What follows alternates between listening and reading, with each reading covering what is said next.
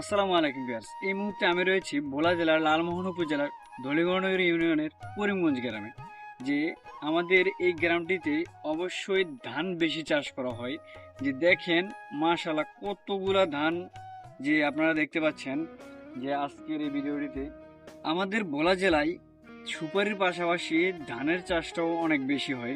দেখেন আজকের এই ভিডিওটা না দেখলে আপনারা বুঝতে পারবেন না যে কি পরিমাণ ধান আল্লাহর মতো হয়েছে। এক একটা যে ধানের গোছা রয়েছে, আমরা গোছা বলি, যে কি পরিমাণ ধান আপনারা দেখেন যে এখনো ধানগুলো পুরোপুরি সুস্থ আছে। কিছুদিনের মধ্যে ধানগুলো পেকে যাবে। যে কৃষকরা কিছুদিনের মধ্যে তারা ধানগুলো ঘরে নিয়ে যাবে, যে পিঠাগুলির উৎসব করবে, শীতকালীন যে পিঠাগুলির উৎসব।